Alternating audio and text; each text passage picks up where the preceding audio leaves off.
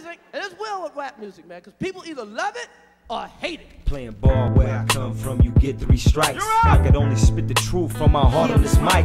Anybody could die tonight. Stop moving with so much hatred. Death before the sound of my words become sacred. We are the youth of this country, raised up on money. My mom was on the county and I still wasn't bummy. A hunger piece on my pants every Sunday. No out for a round, gang banging in town. Rapping through the city, revolution to finish me. They shooting out, hitting me. Grind for the cheddar, the better me, and they better be prepared for some repercussions. These rappers ain't saying nothing. Better be prepared. Hey everybody, this is Osiris with 15 Minutes, and guess where we are?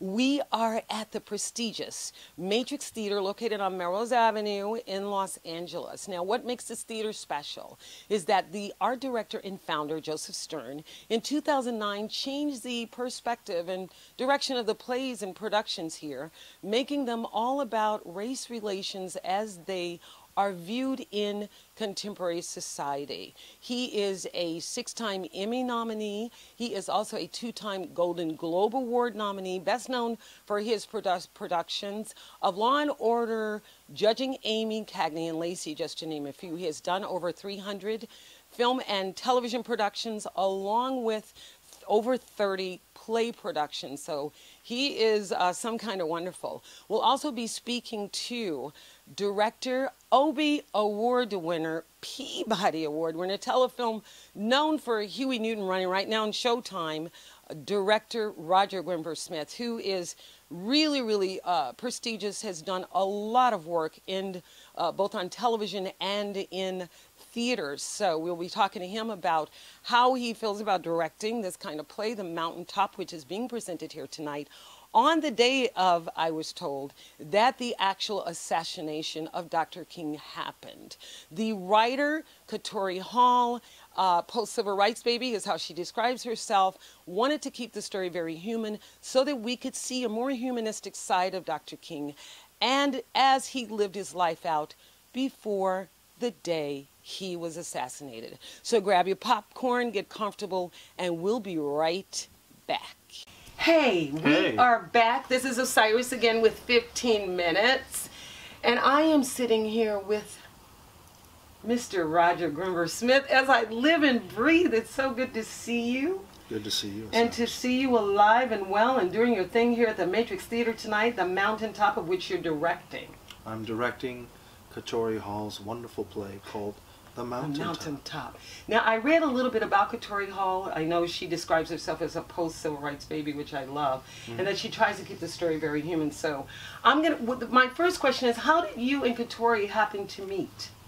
You know, we hadn't met actually until the opening night at San Diego Repertory Theater 3 years ago. Oh, wow. Where we did this production, and I think we did it quite well. She was quite pleased with the production and released the rights once again and entrusted her great play in our hands here for the Los Angeles premiere of The Mountaintop at the Matrix Theater right here on Melrose Avenue.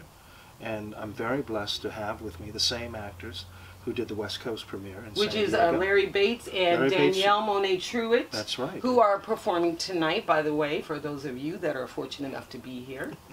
Yeah, you're really fortunate to catch their work. It's absolutely committed and moving and funny, and it's all the good things that theater should be. Now, I know that Angela Bassett and Samuel Jackson did the play in New York, is that correct? That's right, they did the Broadway. They did the Broadway production. I know it also is the winner of the Olivier, is that how you say it, Olivier Awards? The Olivier Awards for the best new play in London. In London. It actually played in London before it played in New York. Oh, okay. Yeah, and it did smash up business over there. It's been a very popular play. It's been done, you know, in many regional theaters. Getting a lot of all over attention. the country, and deservedly so. The Last Night in the life of Dr. Martin Luther King Jr., the Lorraine Motel, Memphis, Tennessee. Absolutely. April 3rd, 1968. Actually, I was told today was actually the date that he was assassinated at that time on this day, like on the 4th of April. Because she talked about, isn't the plays about the night before? Like yeah, the night before. He was assassinated April 4th, 1968. That's right. And Dr. King encounters a mysterious maid That comes, delivers coffee. Comes to deliver coffee to him and winds up delivering a lot more, but we won't spoil it for our Why is audience. there always a maid or somebody in a motel, hotel situation and they end up dead? What I want to talk to you, how did Larry and Danielle come to play the parts? They did absolutely the best auditions possible. Okay. They came to me in a long line of actors and actresses who were recommended to me. I reviewed their resumes and their 8x10 glossies, but there was something about both of these actors, their imagination, their commitment, that said to me, these are the people that I need to do this work. And it touched you, huh? Continues to touch me. Yeah. They continue to work. We just had a note session just 2 seconds ago because we're getting ready to do our next to last preview performances. So the play is still in flux and we're still such a working stuff out. Such a timely matter. Race relations right now is probably the hottest subject on the planet.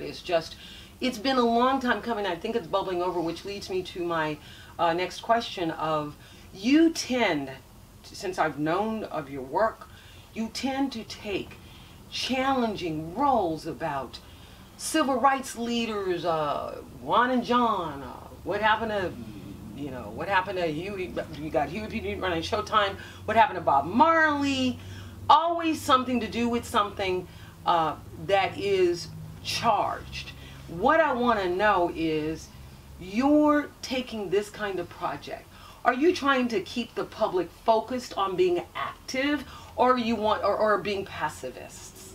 You know, I think that the motivation comes initially from my own curiosity, from my own ignorance. I think when Huey Newton died, for example, people had told me that I bore a certain resemblance to him. You do. For many years, but I didn't know that much about him. I knew that, you know, he was the late co-founder of the Black Panther Party. I knew that he had received his PhD at UC Santa Cruz. I knew that he was arrested in a bar brawl. I knew that he was indicted for embezzling funds for the Panther School. But how do you connect all of those dots? And the way that I do it is by going deep into the archives. And really with Huey, for example, I spent a year of research, and I gained the trust of the family and of his comrades, and there you have it. But, you know, here I am, opening night in San Francisco, and there's his brother in the audience, his sister, David Hilliard, who was chief of staff of the of the party, and his widow, Frederica, who was sitting, you know, 5th row center. And so it was really kind of a trial by fire that fortunately I survived. And you're from the Bay Area. I was born in Berkeley. Yeah, and so were you in Berkeley long enough to encounter the Black Panther Party? No, I was here in LA. I grew up in Los Angeles. Okay. So my Panther connection is more LA connection. Okay. Well, there was a lot of people floating around. More than that, the party was quite strong here in LA, and there were certain people who emerged from the party who did not necessarily live to tell the tale. Wow. Our apprentice, Bunchy Carter, was a dynamic leader, and he lost his life at UCLA in a shootout there, a notorious shootout. But, you know, I'm the kid who read the Encyclopedia Britannica for fun. You're the nerd. Kind of, but I was a jock as well, so, you know, I went either way. My nickname was Roger Dodger. I was an avid Dodger fan. Dodgers fan, and when John Roseboro, the great catcher for the Dodgers, was hit over the head by Juan Marichal, the great pitcher for the Giants, I was traumatized. And you acted and directed that play, right? Juan and John. Yes, I wrote and acted. Acted and directed it. And directed it as well, and did it in New York, and did it here in L.A., and did it in the Dominican Republic as well. That is quite a task. In front of Juan Marichal and his family, and a lot of Dominican ball players. He sounds so comfortable, Juan Marichal. You know, he really rolling off the tongue. Well, he was Juan Marichal. probably the biggest villain of my childhood. In what way? Because he had hit my hero over the head with a baseball bat. Which inspired you to do the production in the first place. You know, and I took his baseball card out of my collection and I burned it. And I chanted, "Burn, baby, burn." Oh, wow. And for 10 years, these gentlemen didn't talk to each other, even though they were competing against each other Isn't in that professional something? baseball, but they became great friends. And John Roseborough passed in 2002, and it was Juan Marichal who was his honorary pallbearer. Oh, He wow. spoke at his service and said, "The greatest thing that ever happened in my life was John Roseborough forgiving me." It's a biblical story. Big one. That's What a you know? big What one. if Cain and Abel had kissed and made We up? kiss and made up Yeah. like men should do. I think they should kiss and make up. I Right. think that that's an important thing for men to know Or that they can make up and kiss. make up and kiss or do one of those things. But one of the questions, or at least this particular question, kind of a final question, which I really want you to dig into now. Yes. I was told by some very fine people who actually marched with Dr. Martin Luther King, Yes. and I had a chance to talk to them. They said that their lives were constantly in danger. Absolutely. They also told me that Dr. Martin Luther King, on the night that he arrived, you guys, in Memphis, was it Memphis he arrived in? That he actually had never addressed anything to do with economics. It was more to do with civil rights, all of those things, but because he came to speak to the garbage striker people, had to do with, all of a sudden it was about people making money and their wages. And I was told that it was a little strange that he ended up dead in Memphis on that particular occasion. And Well, I actually think he was shot outside of the balcony, right? He was standing on the balcony when he was At the murdered. Lorraine Motel. Yeah, the outside Lorraine of Motel. room So what do you 306. think about that? And I Well- want you to expound on that, because a lot of people don't know that before that he was just talking about civil rights stuff, and I think that was the first time he ever got thrown into the economic pool. No, Dr. King articulated, I think, particularly in his last couple of years, his opposition to economic deprivation.